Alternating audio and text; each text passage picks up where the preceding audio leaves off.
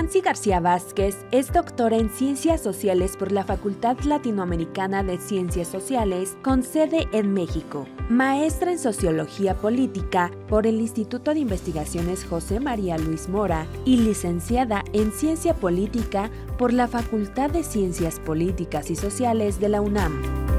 Asimismo, es miembro del Sistema Nacional de Investigadores Nivel 1 y profesora investigadora del Departamento de Políticas Públicas y del Instituto de Investigación en Rendición de Cuentas y Combate a la Corrupción de la Universidad de Guadalajara. De 2018 a 2023, fue integrante del Comité de Participación Social y del Sistema Estatal Anticorrupción en Jalisco.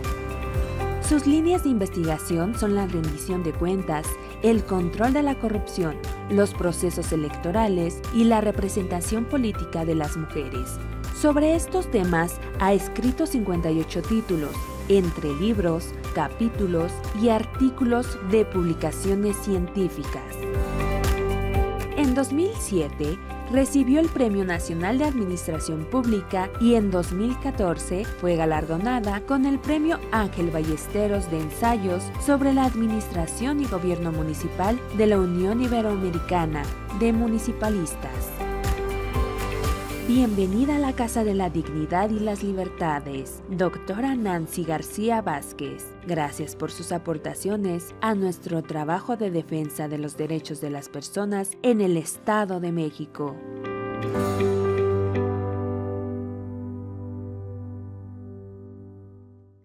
Muchas gracias, doctora Nancy. Le cedo el uso de la palabra para que dé inicio y nos aporte un poco, así como de su expertise en este tema de corrupción y género. Sea bienvenida. Muchísimas gracias, buenos días a todas y a todos. Muchísimas gracias, Stephanie, por la presentación. Está muy bonita, te la voy a pedir, ¿no? No, muchísimas gracias. La verdad es que Stephanie ha sido una persona muy atenta y yo muy agradecida de que me haya invitado. Y además ha sido muy paciente conmigo porque luego me tardó mucho en responder. Pero muchísimas gracias. Como ella les comentó y les presentó en esta semblanza, yo acabo de dejar el Sistema Estatal Anticorrupción de Jalisco, que estuve presidiendo el año pasado, y tuve afortunadamente una muy buena relación con el Comité de Participación Ciudadana del Estado de México, ¿no? Hace como un año fuimos y luego ellos vinieron a Jalisco, en fin, hubo una buena relación. Y otra cosa que no te comenté, no sé si te comenté, pero en la semblanza no está, es que yo también trabajé 2 años en la Comisión Nacional de Derechos Humanos y de hecho mi tesis de licenciatura en la UNAM fue precisamente sobre derechos humanos y partidos políticos. De ahí que no es un tema que me sea ajeno y justamente el enfoque de mi plática va a estar haciendo puntos de conexión entre el género, la corrupción, los derechos humanos, pues de las mujeres. Voy a compartir mi presentación. Adelante.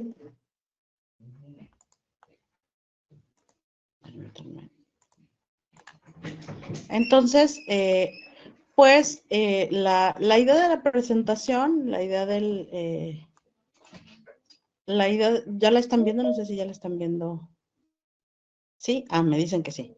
Okay. Sí, doctora. La idea de esta presentación es señalar algunos conceptos generales y luego, pues ver qué es lo que pasa en la realidad, cómo se manifiesta estos fenómenos que son transversales y compartirles un poco del caso de Jalisco, porque obviamente hay una agenda de género en la política anticorrupción, que digamos es lo último que he hecho. Y permítame.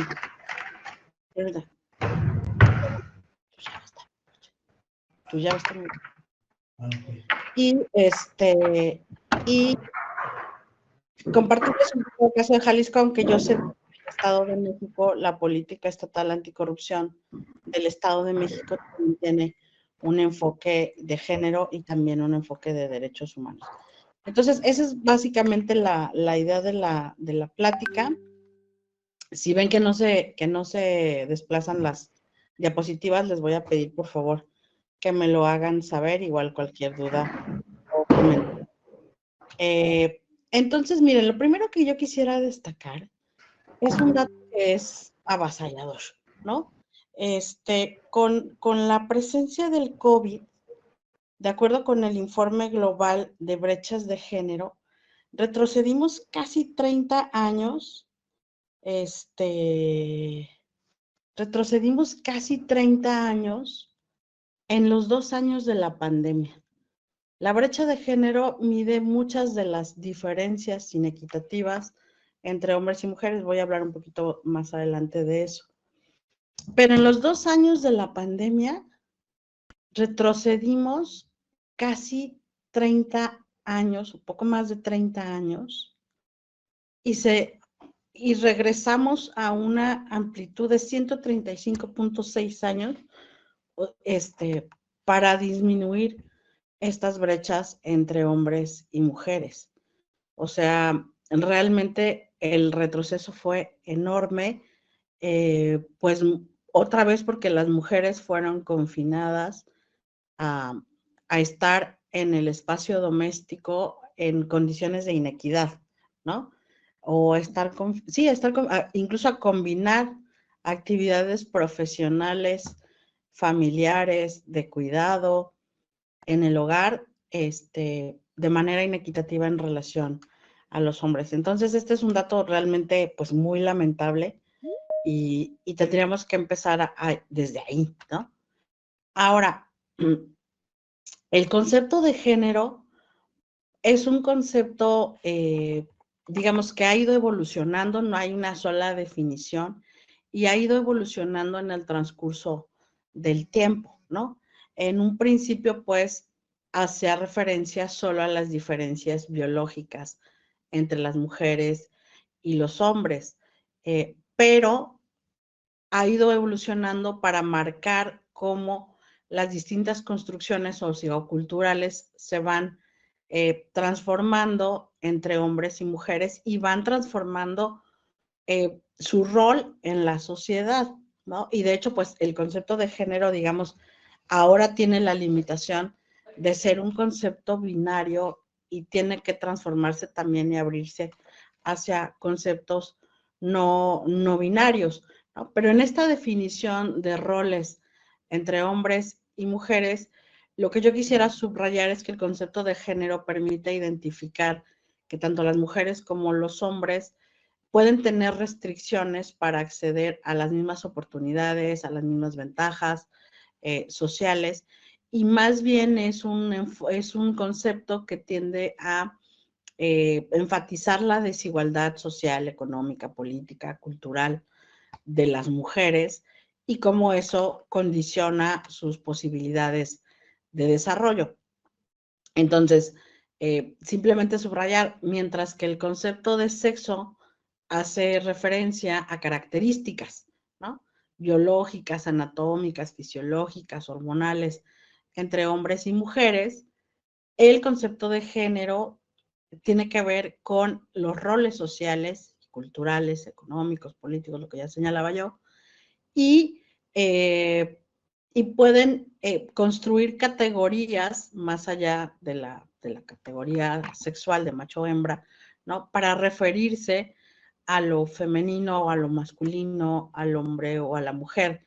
Yo, por ejemplo, soy convencida de que sí se debe hacer la distinción. Yo sé que hay mucha gente que dice, bueno, pero es que debemos decir todos, o no hay, o la Real Academia de la Lengua Española ya dijo que no debemos hacer distinciones de género, ¿no? Cuando hablamos.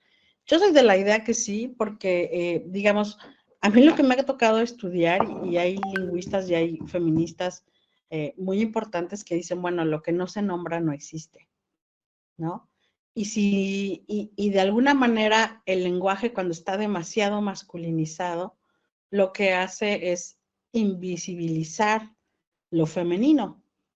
Entonces, yo en particular sí trato de hacer la diferenciación respecto a quienes puedan tener opiniones diferentes, pero yo sí lo trato de hacer, porque cuando lo ves en la práctica, ¿no? Como decían ahí en mi semblanza, por ejemplo, yo he estudiado los liderazgos políticos de las mujeres, es muy difícil, por ejemplo, para las mujeres hablar en un parlamento y que sus ideas no sean juzgadas, que sean aceptadas, que se reconozca su capacidad, ¿no? Entonces, a mí me parece que sí es importante hacer esa distinción, ¿no? Y luego hay otros conceptos muy importantes que también quisiera que tuvieran ustedes presentes. Uno es el de equidad de género, que tiene que ver precisamente con que haya imparcialidad en el trato que recibimos los hombres y las mujeres, pero ojo, en función de nuestras necesidades y nuestras diferencias respectivas. Es decir, es dar un trato diferenciado porque las condiciones de nosotras o de los hombres son diferentes, ¿no?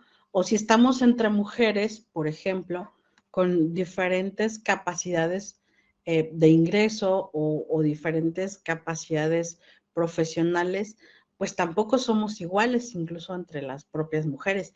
Y muchas veces se requieren políticas específicas de equidad entre las mujeres, ¿no?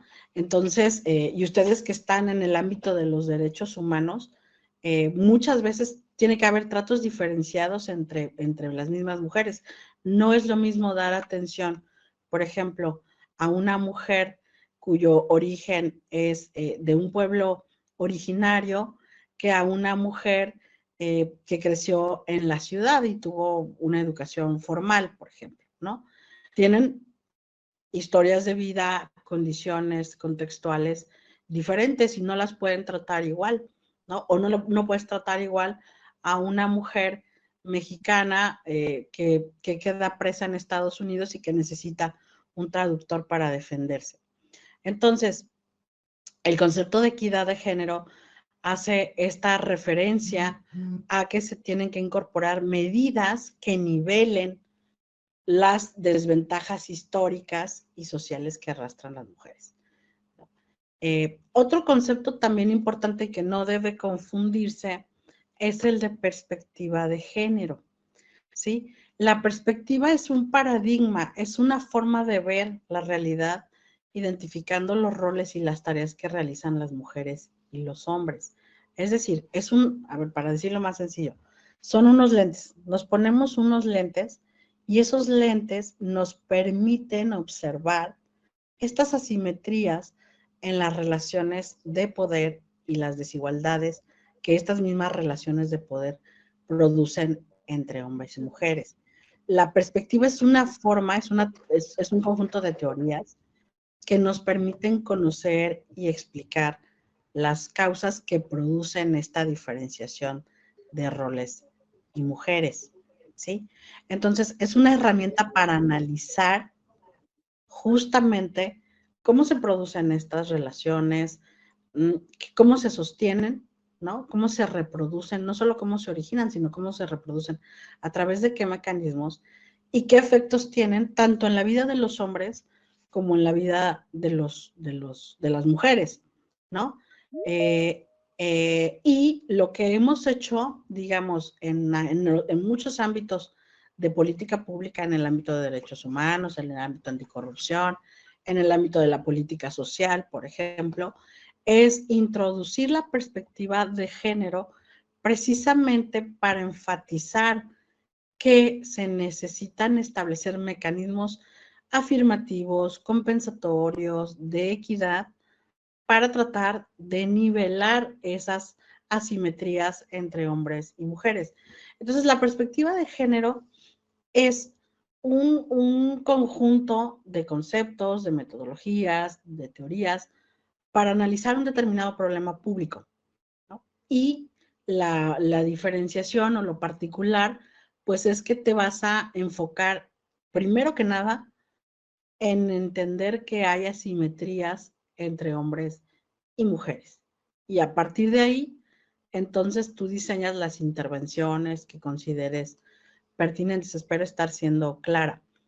Entonces, podemos tener, me voy a regresar acá, ¿no? Podemos tener programas con acciones a favor de las mujeres que no tengan perspectiva de género, ¿sí? Y podemos tener programas que sí tengan perspectiva, que sí tengan perspectiva de género, ¿sí? Por ejemplo, así algo muy tradicional, ¿no? Que pasó en México durante los años 70. Por ejemplo, cuando se daban pláticas sobre planificación familiar, ¿no? A lo mejor aquí, Stephanie es muy joven, yo ya no soy tan joven, pero en mi casa de niña, en la casa de ustedes, daban pláticas de planificación familiar y solo llegaban las mujeres, ¿sí? Entonces se asumía implícitamente, en aquella época, pues las daba la Secretaría de Salubridad, ¿no? Pues solo se invitaban a las mujeres y lo que hacían era ir a las lecherías, a las liconza, ¿no? Y las mujeres entre ellas se invitaban y llegaban ahí a la casa de mi abuela y ahí se daba la plática de planificación familiar.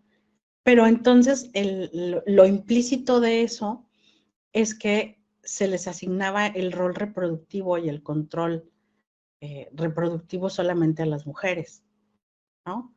Ahorita tenemos una política con la cual yo estoy peleada, porque tiene ese enfoque, la vacunación contra el VPH que se hace en las escuelas solo se hace para las niñas, cuando el VPH es una enfermedad que pueden portar tanto hombres como mujeres y que está demostrado que los hombres son más transmisores que las mujeres, ¿no? Entonces, la política de vacunación en este país debería ser tanto para los niños como para las niñas, porque ambos son susceptibles, ¿sí? Si tuviéramos, en este caso, con enfoque de género, los estaríamos haciendo responsables, ¿no? Tanto a los hombres como a las mujeres, o del control de la natalidad, o del control médico de ciertas enfermedades, etcétera, etcétera. Entonces, lo que quisiéramos es que la mayor parte de las políticas públicas pues tuvieran un enfoque de género, ¿sí? Por eso les digo, no es igual, ¿no? Ahora, otro concepto que también se hace muchísima referencia es el de igualdad de género, que es diferente al de equidad. El de equidad, fíjense, hace más referencia a que se tienen que establecer mecanismos, ¿sí? En el diseño, en la implementación, en la evaluación de acciones públicas, lo voy a dejar así en un sentido general. Pero el concepto de igualdad es una meta, no es una herramienta, no es el medio, ¿sí? El concepto de igualdad hace referencia al derecho que tienen que tener mujeres y hombres en términos de ser tratados exactamente iguales por el Estado, ¿no? Y que tengan las mismas obligaciones, las mismas oportunidades, los mismos beneficios, etcétera, etcétera. O sea, eso es importantísimo. Entonces es un derecho, ¿sí? Y para lograr ese derecho, la igualdad establece puntos mínimos. Uno, por ejemplo, este trato idéntico, ¿no? Es decir, que, y ustedes acá también, pues en la doctrina de derechos humanos hay diversas corrientes, está el naturalismo y el positivismo, pero la igualdad lo que dice es que todas las personas debemos tener las mismas condiciones y posibilidades, simplemente por el hecho de ser personas, ¿no? Y también reconoce que necesitamos un trato diferenciado siempre y cuando por razones históricas o por razones de contexto no existan estos mismos derechos y estas mismas circunstancias. Entonces, es una meta porque lo que tratamos es de revertir una situación en la cual hay ciertas inequidades y, digamos, nuestro horizonte, lo que quisiéramos en el futuro, es que todos los seres humanos fuéramos iguales, ¿no? Entonces, pues es un asunto de derechos humanos, ¿sí? Porque básicamente supone que tenemos jurídicamente y que el Estado tiene la obligación igual de garantizar derechos plenos, seamos mujeres o seamos hombres. Otro concepto que también es muy importante es el de igualdad sustantiva. A ver, por muchos años en los estudios de género se defendía este concepto de igualdad, ¿no? Pero luego nos dimos cuenta, en la práctica, nos dimos cuenta que hay ciertos nichos o ciertos ámbitos donde la igualdad es más discursiva que real, ¿no? Entonces, la Constitución, por ejemplo, garantiza los mismos derechos para los hombres y para las mujeres. Eso está muy bien. Pero en términos prácticos, eso no sucede en la realidad. La igualdad sustantiva no está peleada con el concepto de igualdad, pero sí hace explícito que se necesita una acción más estratégica, más focalizada de los gobiernos o de los estados para proteger a las mujeres, ¿sí? Y entonces hay una serie de consideraciones y hay una serie de digamos, de normas y de consideraciones en términos de acceso a muchas cosas, a muchos servicios, a muchos bienes públicos que necesitan ser tratados de manera particular para que las mujeres puedan no solo tenerlos como algo dado, como una garantía, sino que también contribuya al desarrollo de las mujeres, ¿sí? Un ejemplo de esto es el tema de la representación política de las mujeres, ¿no? Por ejemplo, en muchos estados hoy ya tenemos congresos locales donde la mitad son mujeres, la mitad de los representantes o de las representantes son mujeres y la otra mitad son hombres. ¿Eso ha hecho que avance la legislación en favor de las mujeres? No, desgraciadamente no. O sea, en muchos estados, o no quiero decir en todos, pero en la mayoría de los estados, no tenemos congresos que estén promoviendo la igualdad o la equidad o la perspectiva de género entre hombres y mujeres. Y en ese sentido, pues aquí es donde empezamos muchas de nosotras a hablar de que se necesita una igualdad sustantiva, es decir, se necesita que haya un conocimiento previo o un perfil previo para que las mujeres puedan realmente tener el acceso a los derechos de manera efectiva. Eso es importante, ¿no?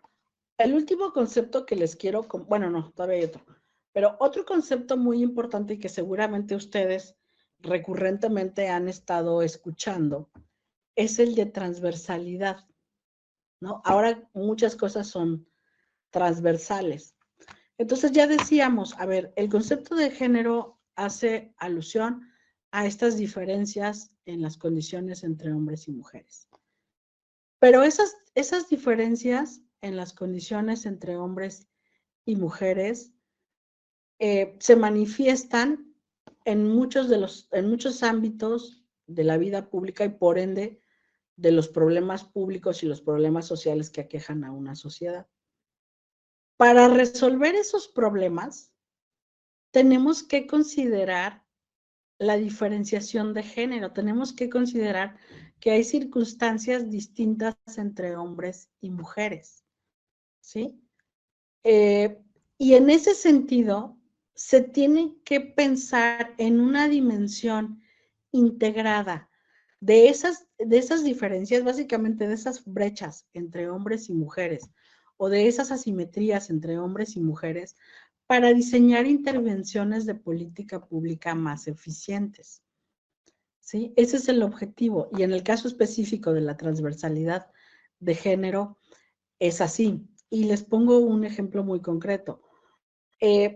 Los homicidios, si no tuviéramos una perspectiva de género y separáramos los homicidios, cualquier tipo de homicidio, de un feminicidio, si no hiciéramos una clasificación específica, cuando estas formas de violencia tienen un origen de género y se dirigen sobre todo, o en la mayoría de los casos, hacia mujeres o hacia la comunidad LGBT, no podríamos tener una atención adecuada del problema, ¿no? Y siempre estaríamos asumiendo, pues, que se trató de una agresión como cualquier otra, con sus mismas causas y efectos. Pero entender, a México le ha costado mucho trabajo, y jurídicamente ustedes lo sabrán, muchos de ustedes que nos están haciendo el favor de acompañarnos son abogados, lo difícil que es mostrar jurídicamente que se trata de un feminicidio. Pero necesitamos hacer ese ejercicio porque si no estamos impidiendo el acceso a la justicia de las mujeres y de su familia, ¿no? Porque normalmente además cuando ocurre un feminicidio hay una serie de implicaciones sociales en escalada, no solo para la mujer que perdió la vida, sino también para su familia, para sus hijos, para sí, ¿no? No quiero decir con esto que cuando se comete un homicidio hacia un hombre no hay implicaciones para su familia, pero son de otro orden y van a tener otra serie de consecuencias. Entonces necesitamos enfoques especializados y enfoques diferenciados porque de origen los roles, tanto de los hombres como de las mujeres, son diferentes en el núcleo familiar, en el núcleo productivo, en el núcleo social. ¿Sí? Y digo, en el caso de los feminicidios en particular, el fenómeno ha sido tan agresivo y tan fuerte en México que por eso se ha necesitado construir pues una tesis hasta jurídica para proteger a las mujeres, ¿no? Entonces, el último concepto que quiero compartir con ustedes es el de brechas de género. Esta es una herramienta. Las brechas de género nos permiten precisamente medir de manera precisa la disparidad en la condición entre las mujeres y los hombres. Entonces, no es solo decir que tenemos diferentes accesos o que tenemos diferentes oportunidades, sino es cuantificarlas, lo cual es pues muy complicado, ¿no? Ahora, ¿cómo se miden estas brechas? Normalmente las medimos a través de indicadores. Hay que construir distintos indicadores. Entonces, por ejemplo, hay un índice de desarrollo relativo al género, hay un índice de potenciación de género y hay un índice global de brecha de género, por mencionarles alguno. Aquí ustedes pueden ver el índice de igualdad en economía, educación, salud y política de hace 2 años, de hace 3 años, en el mundo, ¿no? Como ustedes pueden ver, no ha cambiado mucho, ¿no? Al día de hoy, desgraciadamente. En verde están los países donde la brecha de género en estos indicadores, en estos 4 indicadores, es menor entre hombres y mujeres. Por supuesto, los países que están en rojo tienen una brecha de género altísima, ¿no? Y en general lo que ustedes pueden ver, pues, es que el mundo sigue siendo profundamente desigual, ¿no? Si fuera menos desigual, pues tendríamos todo el mapa en verde, ¿sí? Pero más bien el verde no es el color que predomina, ¿no?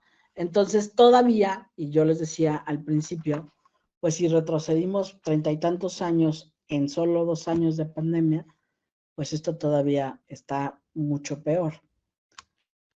Aquí simplemente les quise compartir algunos datos, por ejemplo, en Jalisco, de cómo si hay diferencias en la percepción, por ejemplo, de la corrupción entre hombres y mujeres, y ustedes pueden ver que en realidad no hay una variación tan profunda, ¿no? Hombres y mujeres, por lo menos en el... Perdón, doctora, Sí. no visualizamos todavía esa tabla. Gracias. Ahora ya la ven. ¿Ya la ven? No, es que no, todavía no lo ha cambiado. Ya la cambié. De hecho, Ahí ya se visualiza, pero falta que se vea en modo presentación. a ver, lo voy a poner en modo presentación. Ustedes me dicen.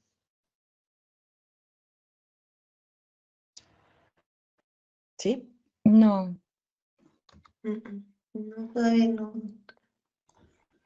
A ver, lo voy a dejar de compartir y lo voy a volver a compartir. A ver.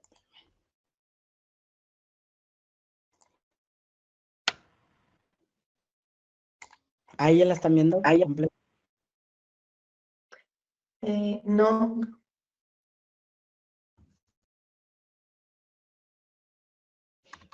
Solo faltaría modo de presentación. Pues la tuve en modo presentación, pero no la voy a hacer más grande aquí para que la puedan ver.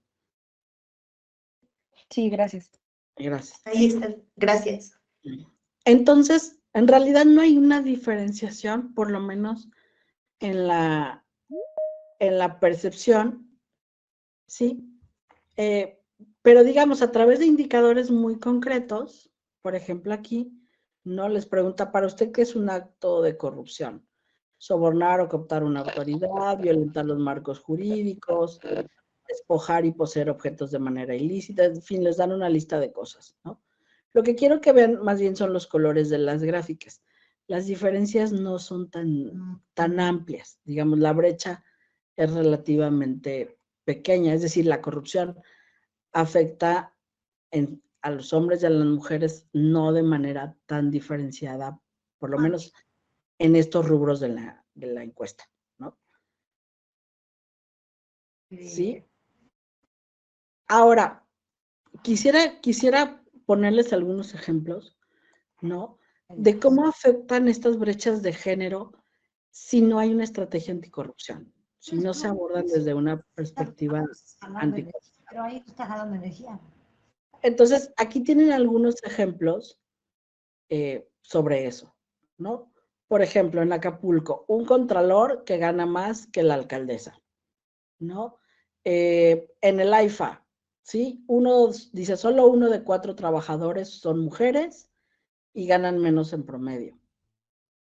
Luego otra nota, dice, la Fiscalía inspecciona oficinas de la Asamblea Legislativa donde trabajaba un regidor, ¿no? Acusado por el feminicidio de una chava. Y luego esta, ¿no? Dice, me da terror que esté libre, dice la víctima de un ex magistrado de Jalisco, acusado de abuso sexual, que sigue al día de hoy completamente impune el ex magistrado, ¿no? Entonces, si no abordamos estos problemas, otra vez regreso, con una perspectiva de género, pues no vamos a ser eficientes en garantizar el acceso a la justicia o la reparación del daño de estas mujeres. Por eso es importante integrar ambos enfoques. Miren, el debate sobre corrupción y género tiene muchas aristas, ¿no? El Banco Mundial, por ejemplo, dice que hay un mayor porcentaje de mujeres en el gobierno, que cuando hay más mujeres en el gobierno, disminuye la corrupción. Otros dicen que el género tiene un impacto significativo a nivel pequeño, o sea, las mujeres tienden a sobornar menos que los hombres. Otros dicen que las mujeres son menos tolerantes que los hombres hacia la corrupción. Y en general, pues hay algunas hipótesis que dicen muchos de los estudios. Uno, por ejemplo, que las mujeres perciben el comportamiento corrupto como riesgoso y entonces ellas son más adversas al riesgo. Otro, que las mujeres son más morales que los hombres o que, digamos, no es que sean menos corruptas, sino que están más excluidas, por ejemplo, como no están en posiciones de liderazgos o de cargos directivos altos, pues el nivel de corrupción al que están más cercanas las mujeres es menor. Entonces, lo que quiero señalar con estas discusiones es que también hay mucho de mito y también hay mucho de sesgo en estudiar el fenómeno de la corrupción y el género, ¿sí? Yo que ahora estoy en estos temas, digamos, anticorrupción, que estuve del lado de los policy makers, digamos, no como académica, sino como policy maker, lo que les puedo decir es que, por ejemplo, a las mujeres que se dedican al combate a la corrupción se les juzga públicamente más severamente que a los hombres, ¿no? Las contraloras, las auditoras, las secretarias ejecutivas de los sistemas, o sea, tienen que ser angelitos, ¿no? Las mujeres que se dedican a lo público tienen que ser angelitos, y pues quién sabe, ¿no? O sea, realmente volvemos otra vez, tendríamos que analizar muchas cuestiones de contexto para decir que las mujeres son más o menos corruptas que los hombres.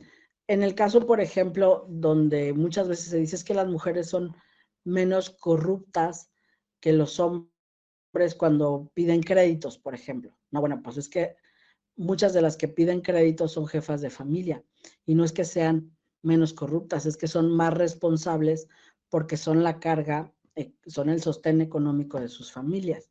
Entonces, hay muchas cosas de contexto que vale la pena primero tener claro antes de decir que los hombres son más corruptos que las mujeres, ¿no? Pero lo que sí es cierto es que la corrupción afecta diferente a las mujeres y a los hombres, ¿sí? O sea, en el lado de las causas no está tan claro, yo no pondría las manos al fuego, pero en el caso de los efectos sí. Y aquí no lo digo yo, lo dicen varias organizaciones internacionales. En América Latina, por ejemplo, hay condiciones que afectan y que hacen más susceptibles a las mujeres de ser víctima de la corrupción. Una, por ejemplo, que las mujeres tienen que pagar con más propensión el soborno para acceder a servicios de salud. Otro, que las mujeres con niveles más altos de educación también son más vulnerables en las escuelas públicas, ¿sí?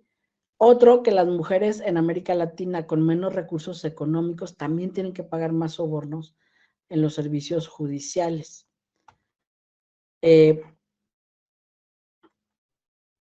Y entonces, por ejemplo, uno de los efectos más importantes y que también se ha discutido mucho es que las mujeres son más susceptibles a ser extorsionadas sexualmente que los hombres, ¿no? Porque el cuerpo de las mujeres se vuelve una moneda de cambio, que no es tan recurrente en el caso de los hombres. Ajá. Entonces, en América Latina dice, bueno, las mujeres son escépticas en cuanto a denunciar hechos de corrupción y tienen dudas de que las personas les crean, ¿no?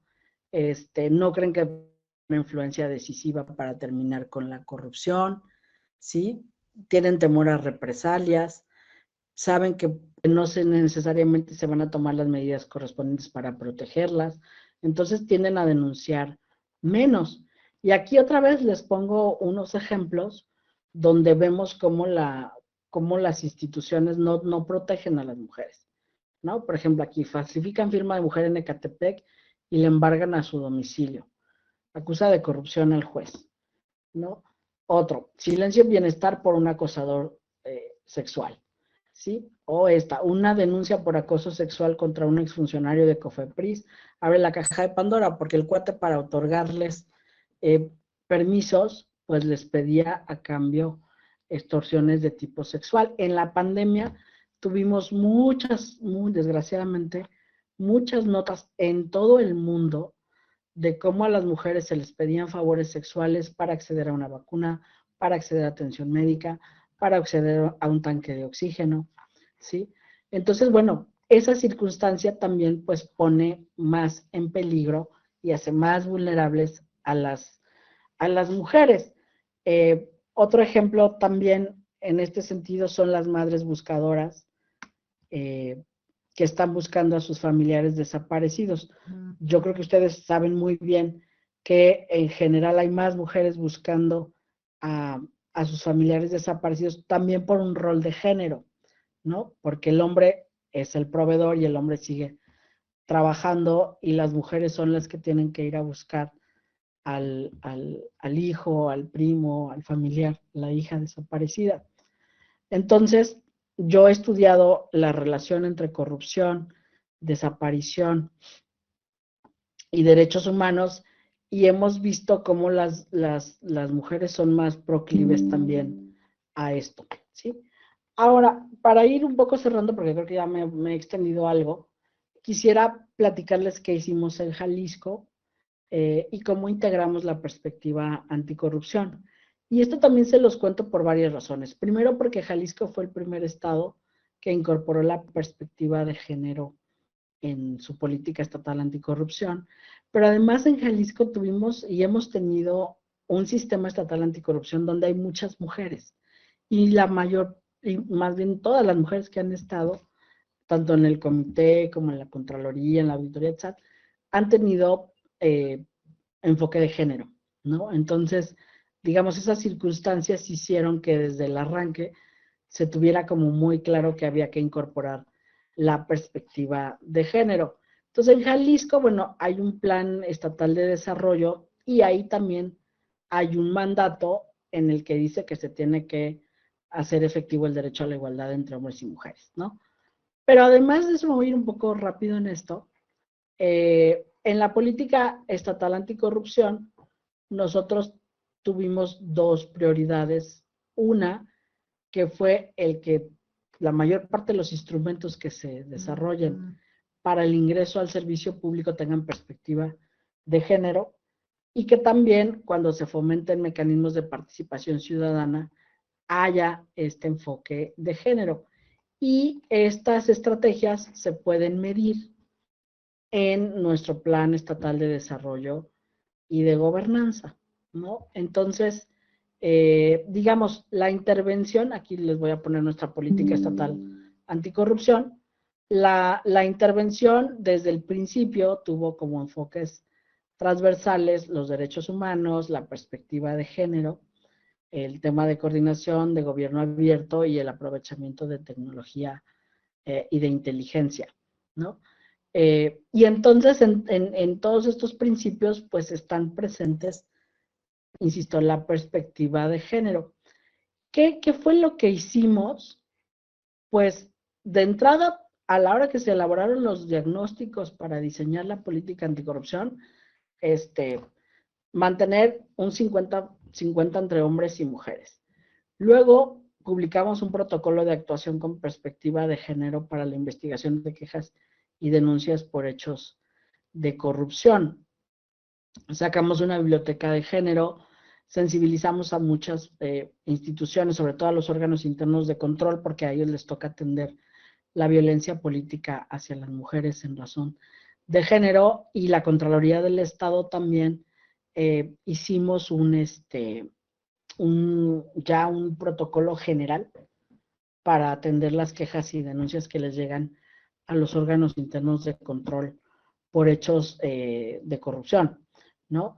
Entonces, normativamente, pues se ha creado, digamos, un entramado institucional que no existía y hemos hecho otras muchas cosas, o hicimos otras muchas cosas, ¿no? En particular, por ejemplo, el Comité de Participación Ciudadana en el que yo estuve, tiene una facultad que en los otros estados de la República no hay, que es participar en procesos de designaciones públicas. Y uno de los procesos de designaciones que nos tocan son precisamente magistrados y magistradas. Entonces, de mi experiencia, me tocó participar en dos procesos de selección de magistrados y magistradas. Les puedo decir, a las mujeres se les exige muchísimo más, ¿sí? Las juezas que aspiran a ser magistradas tienen 3 doctorados, 2 maestrías, 30 años de servicio para poder ser magistradas, ¿no? A los hombres, con que tengan licenciatura, una maestría, 10 años de ejercicio, puede ser que, como tienen cargos más pronto y de mayor nivel, pues tienen un currículum a veces en términos de experiencia profesional, pues más sólido que el de las mujeres, aunque no necesariamente en la formación. Es decir, a las mujeres les cuesta más trabajo llegar a cargos directivos. Si no tuviéramos una perspectiva de género y nomás nos fuéramos a revisar currículums y a sumar puntitos, pues no estaríamos eligiendo de manera ideal ni construyendo un perfil idóneo, ¿no? Y de hecho nosotros en esos procesos de designación no solo nos fijamos en la perspectiva de género, sino también en la perspectiva de derechos humanos. y nos fuimos a leer las sentencias de las jueces y los jueces para ver con qué perspectiva dictaban sentencias y si tenían, digamos, un enfoque de derechos humanos o no. Entonces, pues son experiencias muy interesantes de la administración pública porque ves estas brechas vivitas y coleando, ¿no? Y cómo además tú puedes hacer acciones para intervenir y para tratar de corregir estos sesgos, ¿no? Y de disminuir esas brechas. Por último, lo que les quisiera compartir es esto. A ver, desde mi punto de vista es, si no hay presupuesto, o sea, podemos estar hablando de todas las cosas que yo les he dicho. Podemos estar hablando de perspectiva, de igualdad sustantiva, de enfoque de género, de transversalidad, ¿no?